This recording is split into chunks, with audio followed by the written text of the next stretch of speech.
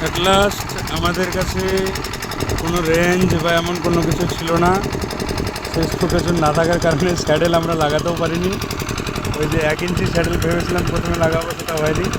পরে 1/2 ইঞ্চির করেও তাতেও লিক করছিল। শেষে একটা দেশি জুগাড় লাগালাম, 1/2 ইঞ্চি পাইপকে গরম করে ওতে ঢুকে ওটাকে চেপে দিয়ে রেখে দিয়েছি। ব্যাস, শাবল দিয়ে ওটাকে বেঁধে দিয়েছি। ব্যাস, আপাতত সুন্দর জল ঢুকছে।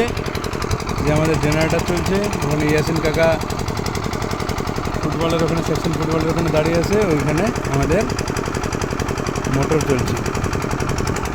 সুন্দর জল আসছে আর এবং জল ঢুকছে। তবে এটা পার্মানেন্ট না, এটা জাস্ট জল ঢোকানোর জন্য। যখন প্রেশার হবে তখন এটা বাইরে ঠেলে ফেলে দেবে। এটা বাস জল ঢোকানোর জন্য সাময়িক একটা তাৎক্ষণিক জোগাড়, আদার্স কোনো কিছু না। এটা কার্যকরী কোনো প্রসেস না, এবং এটা থেকে অ্যাক্সিডেন্টও হতে পারে যখন হাই প্রেশার হবে, ঠেলে খুলে ফেলে দিতে পারে। তো সেই জন্য এটা খুব রিস্কিও।